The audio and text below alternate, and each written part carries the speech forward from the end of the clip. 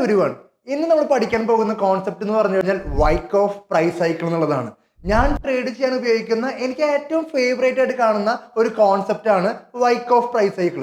നമ്മൾ പലപ്പോഴും നോക്കുന്നുണ്ടാവും, ഒരു സ്റ്റോക്ക് നമ്മൾ എടുത്തു കഴിഞ്ഞാൽ അല്ലെങ്കിൽ ഒരു ഇൻഡെക്സ് എടുത്തു കഴിഞ്ഞാൽ അതിന്റെ മൂവ്മെന്റ് എങ്ങോട്ടായിരിക്കും എന്നുള്ളതല്ലേ നമ്മൾ എല്ലാവരും നോക്കുന്നത്.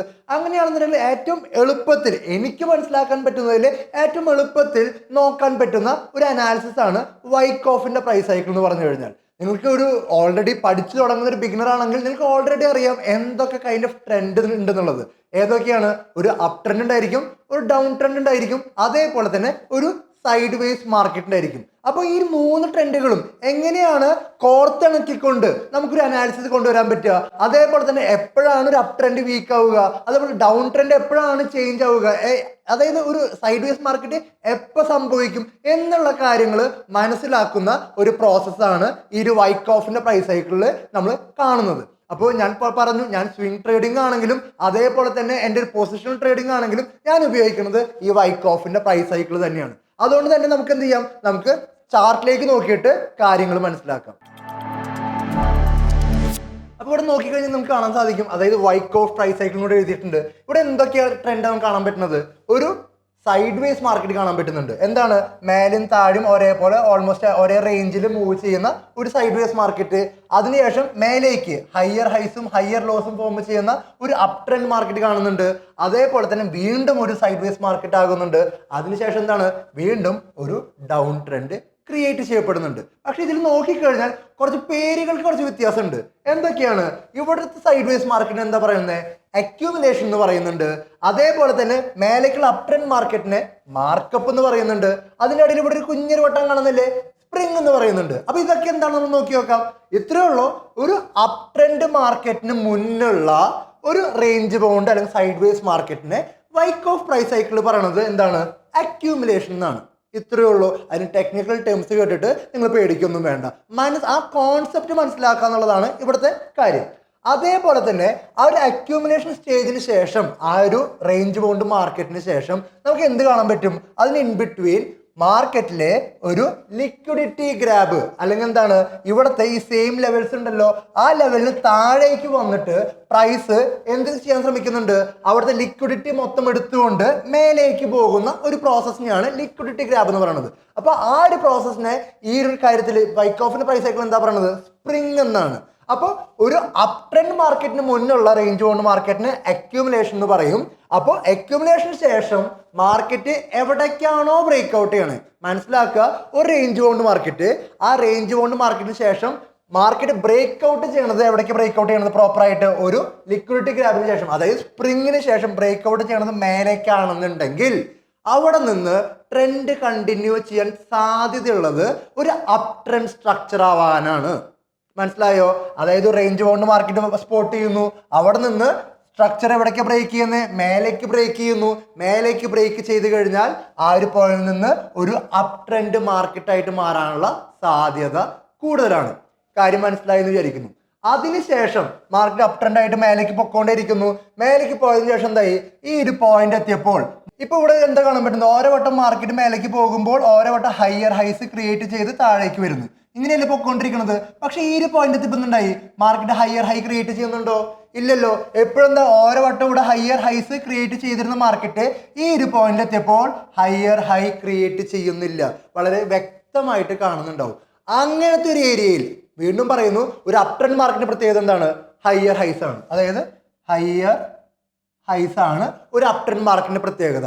അങ്ങനെയുള്ളപ്പോൾ ഒരു അപ് ട്രെൻഡ് മാർക്കറ്റിൽ എപ്പോഴാണോ ഹയർ ഹൈ ക്രിയേറ്റ് ചെയ്യാതാകുന്നത്, ഈ ഒരു പോയിന്റ് അല്ല ഹയർ ഹൈ ക്രിയേറ്റ് ചെയ്യാതാകുന്നത്, അവിടം തൊട്ട് മാർക്കറ്റ് ഒരു സൈഡ് വേസ് മൂവ് ആവും എന്നുള്ളതാണ് വൈക്കോഫിന്റെ പ്രൈസ് സൈക്കിൾ പറയുന്നത്. ഇവിടെ സംഭവിച്ചേക്കുന്നത് മാർക്കറ്റ് ഇവിടെ ഒരു സൈഡ് വേസ് മൂവ് പിടിച്ചു എന്നുള്ളതാണ്.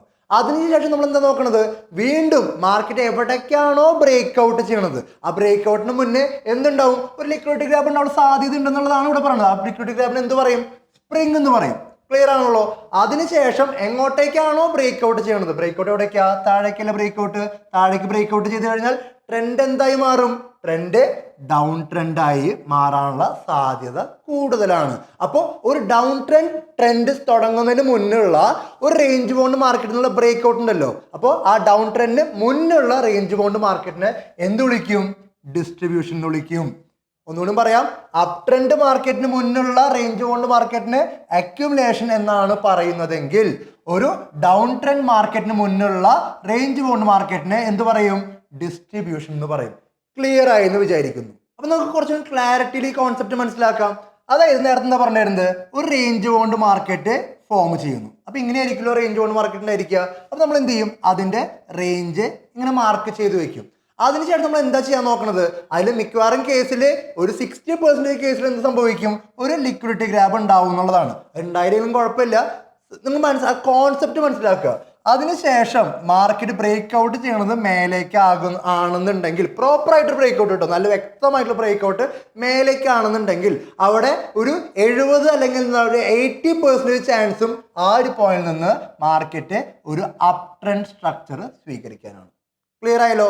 ഒന്നെങ്കിൽ നമുക്ക് എപ്പോൾ കൺഫർമേഷൻ എടുക്കാം, ഒന്നെങ്കിൽ നമുക്ക് ഈ ബ്രേക്ക് ഔട്ടിന്റെ ഏരിയയിൽ തന്നെ കൺഫർമേഷൻ എടുക്കാം, അല്ലെങ്കിൽ ഈ ബ്രേക്ക് ഔട്ടിന് ശേഷം എപ്പോഴാണോ ഈ സ്ട്രക്ചർ മേലേക്ക് ബ്രേക്ക് ചെയ്യുന്നത്, BOS ബ്രേക്ക് ഓഫ് സ്ട്രക്ചർ, ഈ ഒരു ബ്രേക്ക് ഓഫ് സ്ട്രക്ചർ തരുന്നത് ആ സമയത്ത് കൺഫർമേഷൻ എടുത്താലും മതി, അതൊരു അപ് ട്രെൻഡ് ആകാനാണ് സാധ്യത എന്നുള്ളത് മനസ്സിലായല്ലോ. ക്ലിയർ ആയി വിചാരിക്കുന്നു. അതിനുശേഷം ഇപ്പൊ എന്താണ്, ഇവിടെ ഓരോ വട്ടം മാർക്കറ്റ് ഹയർ ഹൈ ക്രിയേറ്റ് ചെയ്തുകൊണ്ട് മേലേക്ക് ഇങ്ങനെ പൊക്കോണ്ടിരിക്കുകയാണ് ആണല്ലോ.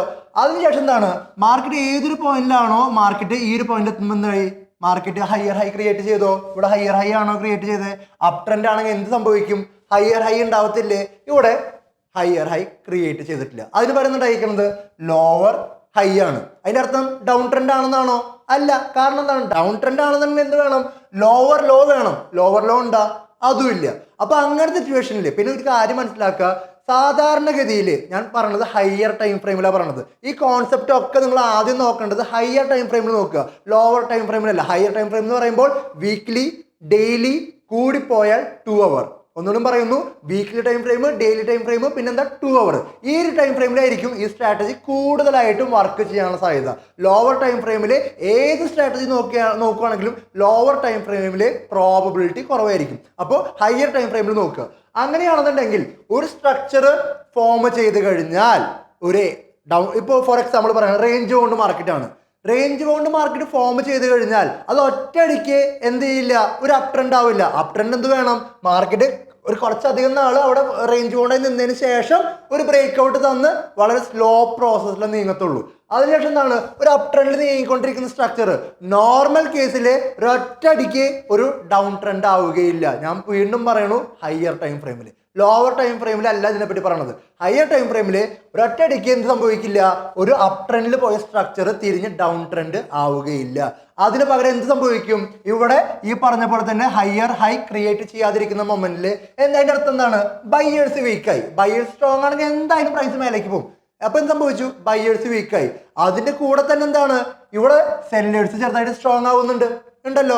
അപ്പൊ അതിനർത്ഥം ബയേഴ്സ് കംപ്ലീറ്റ്ലി വിട്ടു എന്നല്ല, ബയേഴ്സും ഉണ്ട് സെല്ലേഴ്സും ഉണ്ട്. രണ്ടുപേരും ഓൾമോസ്റ്റ് ഈക്വൽ പ്രഷർ എടുക്കും. കാരണം എന്താണ്, ആർക്കാണ് ടെറിട്ടറി കൊടുക്കുക എന്നുള്ളത്, ആര് ജയിക്കും അവർക്കാണ് ആ പോയിന്റ്. അപ്പൊ ഈ ഒരു പോയിന്റ് നമ്മൾ എന്ത് കാണാൻ പറ്റും, ഒരു ടൈറ്റ് കോമ്പറ്റീഷൻ കാണാൻ പറ്റും, ഒരു ടഗ് ഓഫ് വാർ അല്ലെങ്കിൽ വടം വലി എന്നൊക്കെ പറയാം, സെല്ലേഴ്സും ബയേഴ്സും തമ്മിലുള്ളത്. അപ്പൊ എന്ത് സംഭവിക്കും, ഈ ഒരു ഏരിയയിൽ വീണ്ടും മാർക്കറ്റ് സൈഡ് വേസ് ആവാനുള്ള സാധ്യതയാണ് കൂടുതൽ നടക്കുന്നത്. അപ്പോൾ ഈ റേഞ്ച് ബൗണ്ട് മാർക്കറ്റിന്റെ വൈക്ക് ഓഫിന്റെ പ്രൈസ് സൈക്കിൾ എന്ത് പറയും, അക്യൂമുലേഷൻ എന്ന് പറയും. അതിനുശേഷം ഈ അപ് ട്രെൻഡ് സ്ട്രക്ചറിന് എന്ത് പറയും, മാർക്ക് അപ്പ് എന്ന് പറയും. അതേപോലെ തന്നെ ഇവിടെ സംഭവിച്ചുകൊണ്ടിരിക്കുകയാണ്. അപ്പോൾ ഇവിടെ റേഞ്ച് ബൗണ്ട് മാർക്കറ്റാണ്, ഇത് അക്യൂമുലേഷൻ ആണ് ഡിസ്ട്രിബ്യൂഷൻ നമുക്ക് അറിയാൻ പറ്റത്തില്ല. നമ്മൾ എന്താ നോക്കാൻ പോണത്, ഈ റേഞ്ച് ബൗണ്ട് മാർക്കറ്റിൽ നിന്ന് എങ്ങോട്ടേക്കാണ് ബ്രേക്ക് ഔട്ട് എന്നുള്ളതാണ്. ഇവിടെ നോക്കുകയാണെങ്കിൽ മാർക്കറ്റ് ബ്രേക്ക് ഔട്ട് ചെയ്യുന്നത് മേലേക്കാണെന്നുണ്ടെങ്കിൽ എന്ത് സ്ട്രക്ചറാണ് പിന്നെ പോവുക, നേരത്തെ പറഞ്ഞ പോലെ ഇവിടെ റേഞ്ച് ബൗണ്ട് മാർക്കറ്റ് മേലേക്ക് ബ്രേക്ക് ഔട്ട് ചെയ്ത് എന്ത് ചെയ്യുന്ന പറഞ്ഞേ, അപ് ട്രെൻഡ് അല്ലേ. അപ്പൊ ഇവിടെ എന്താണ്, ഒരു റേഞ്ച് ബൗണ്ട് മാർക്കറ്റിൽ നിന്ന് ബ്രേക്ക് ഔട്ട് മേലേക്കാണെങ്കിൽ എന്താണ്, ഇത് അക്യൂമുലേഷൻ ആയി വീണ്ടും. അപ്പൊ ഇവിടെ നിന്ന് ഇപ്പൊ എന്ത് പ്രതീക്ഷിക്കാം, മാർക്കറ്റ് വീണ്ടും മറ്റൊരു അപ് ട്രെൻഡ് പ്രതീക്ഷിക്കാം.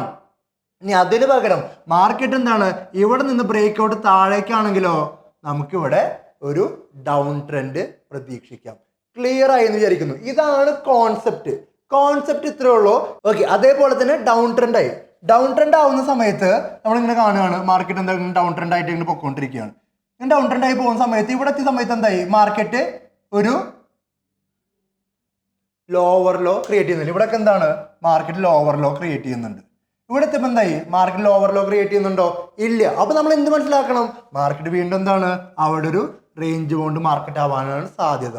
അപ്പൊ നോക്കുമ്പോൾ നമുക്ക് കാണാൻ പറ്റും മാർക്കറ്റ് വീണ്ടും റേഞ്ച് ബൗണ്ട് മാർക്കറ്റ് കാണാൻ പറ്റും. അവിടെ നിന്ന് എങ്ങോട്ടാണോ ബ്രേക്ക്ഔട്ട് ആ ഒരു സ്ട്രക്ചറിലേക്ക് മാർക്കറ്റ് മൂവ് ചെയ്യും. ഇതാണ് കോൺസെപ്റ്റ്. വളരെ സിമ്പിൾ കോൺസെപ്റ്റ് ആണ്. ഈ കോൺസെപ്റ്റ് നിങ്ങൾ ഹയർ ടൈം ഫ്രെയിമിൽ വർക്ക് ചെയ്യാൻ നോക്കിക്കഴിഞ്ഞാൽ കുറച്ചുകൂടി ബെറ്റർ ആയിട്ടുള്ള കാര്യങ്ങൾ കാണാൻ പറ്റും. ലോവർ ടൈം ഫ്രെയിമിൽ പ്രോബബിലിറ്റി കുറച്ച് കുറവായിരിക്കും. അപ്പൊ നമുക്കൊരു എക്സാമ്പിൾ നമുക്ക് നോക്കി നോക്കാം. ഇവിടെ എന്താ കാണാൻ സാധിക്കുന്നത്, ആദ്യം ഒരു റേഞ്ച് ബൗണ്ട് മാർക്കറ്റ്, ഇവിടെ റേഞ്ച് ബൗണ്ട് അല്ലേ, റേഞ്ച് ബൗണ്ട് ആണ്. അപ്പൊ റേഞ്ച് ബൗണ്ട് മാർക്കിന് ശേഷം ഇവിടെ ചെറുതായിട്ട് എന്താണ് ഒരു ഫേക്ക് ബ്രേക്ക് ഔട്ട് തരുന്നുണ്ട്, അല്ലെങ്കിൽ ലിക്വിഡിറ്റി ഗ്രാബ് എന്നോ അല്ലെങ്കിൽ സ്പ്രിംഗ് എന്നോ എന്ത് വേണമെങ്കിലും പറഞ്ഞോ, ആ കോൺസെപ്റ്റ് മനസ്സിലാക്കുക. അതിനുശേഷം എങ്ങോട്ടേക്ക് ബ്രേക്ക് ഔട്ട് ചെയ്തേ, ആ റേഞ്ച് ബൗണ്ട് മാർക്കിന് ശേഷം താഴേക്ക് ബ്രേക്ക് ഔട്ട് ചെയ്തു. അങ്ങനെയാണെന്നുണ്ടെങ്കിൽ എന്താ പേര് വിളിച്ചേക്കുന്നത്, ഒരു റേഞ്ച് ബൗണ്ട് മാർക്കിൽ നിന്ന് ബ്രേക്ക് ഔട്ട് താഴേക്കാണെങ്കിൽ ആ റേഞ്ച് ബൗണ്ട് മാർക്കിന് എന്ത് പറയും, ഡിസ്ട്രിബ്യൂഷൻ എന്ന് പറയും. അതിനാണ് എന്ത് സംഭവിച്ചേ, മാർക്കറ്റ് ഡൗൺ ട്രെൻഡ് ആയിട്ട് താഴേക്ക് പോകുന്നത് കാണുന്നുണ്ട് ഇവിടെ ഈ ഒരു പോയിന്റിൽ. അപ്പൊ നമുക്ക് എന്ത് ചെയ്യാൻ പറ്റും, ഈ ഒരു ഏരിയയിൽ ബ്രേക്ക് ഔട്ട് ഐഡന്റിഫൈ ചെയ്യാൻ പറ്റി കഴിഞ്ഞാൽ താഴേക്കുള്ള ട്രേഡ് എടുത്തൂടെ.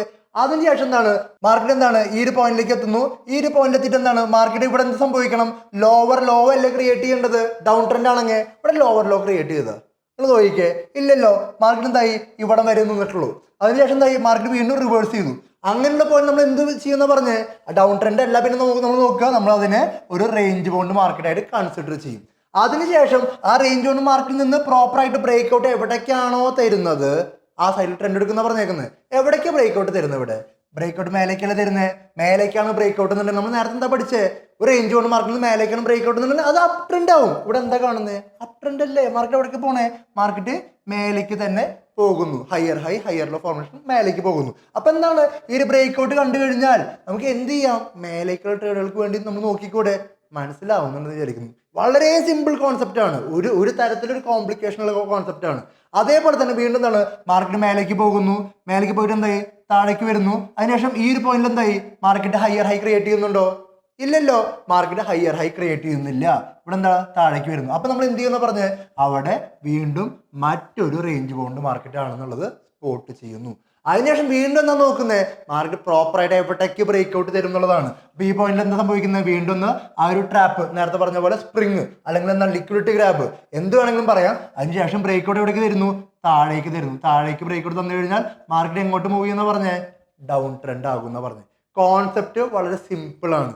അപ്പോൾ കോൺസെപ്റ്റ് ഇത്രയേ ഉള്ളൂ, വളരെ സിമ്പിൾ ആയിട്ടുള്ള കോൺസെപ്റ്റ് ആണ്. ഞാൻ വീണ്ടും തുടക്കം പറഞ്ഞ പോലെ തന്നെ ഞാൻ ട്രേഡ് ചെയ്യാൻ ഉപയോഗിക്കുന്ന ഏറ്റവും അടിപൊളി കോൺസെപ്റ്റ് ആണ്. അപ്പോൾ നിങ്ങൾ എന്ത് ചെയ്യുക, ബാക്ക് ടെസ്റ്റ് ചെയ്ത് നോക്കുക. നിങ്ങൾ ചാർട്ട് എടുക്കുക, നിങ്ങൾ ഡേ ടൈം ഫ്രെയിമിലോ 2 hour ടൈം ഫ്രെയിമിലോ ഒന്ന് ബാക്ക് ടെസ്റ്റ് ചെയ്യുക. ഇനി ചിലർ ഇൻട്രാഡേയിൽ ഈ ചെറിയ ടൈം ഫ്രെയിമിൽ ബാക്ക് ടെസ്റ്റ് ചെയ്യേണ്ടെന്ന് പറയുന്നില്ല. നിങ്ങൾ എന്ത് ചെയ്യുക, ഒന്ന് ബാക്ക് ടെസ്റ്റ് ചെയ്ത് നോക്കുക, എങ്ങനെയാണ് ഇത് വർക്ക് ചെയ്യുന്നത്, ഇത് എഫക്റ്റീവ് ആണോ, ഇത് വർക്ക് ചെയ്യുന്നുണ്ടോ എന്നുള്ളത് നിങ്ങൾ എന്ത് ചെയ്യുക, നോക്കിയിട്ട് നമ്മൾ താഴെ കമന്റ് സെക്ഷനിൽ നോട്ട് ചെയ്യുക. അതേപോലെ തന്നെ ഇങ്ങനത്തെ ഇൻഫോർമേറ്റീവ്സ് ആയിട്ടുള്ള വീഡിയോ നിങ്ങൾക്ക് ആവശ്യമുണ്ടെന്നുണ്ടെങ്കിൽ, അതേപോലെ തന്നെ ഇൻഫോർമേറ്റീവ് വീഡിയോ കൊണ്ട് നിങ്ങൾക്ക് പഠനത്തിന് ഉപകരിക്കുന്നു എന്ന് തോന്നുന്നുണ്ടെങ്കിൽ താഴെ കമന്റിൽ നോട്ട് ചെയ്ത് കഴിഞ്ഞാൽ എനിക്കത് കാണാൻ പറ്റും. അങ്ങനെയാണെന്നുണ്ടെങ്കിൽ ഇതിനേക്കാൾ അടിപൊളിയായിട്ട് ഞാൻ ഉപയോഗിക്കുന്ന അല്ലെങ്കിൽ എന്താണ് നിങ്ങൾക്ക് ഉപയോഗിക്കാൻ സാധിക്കുന്ന രീതിയിലുള്ള കോൺസെപ്റ്റുകളും സ്ട്രാറ്റജീസും ഒക്കെ നമ്മൾ യൂട്യൂബിലൂടെ ഷെയർ ചെയ്യാൻ ഉദ്ദേശിക്കുന്നുണ്ട്. അപ്പോൾ അടുത്ത വീഡിയോയിൽ കാണുന്നവരെ എല്ലാവർക്കും നന്ദി,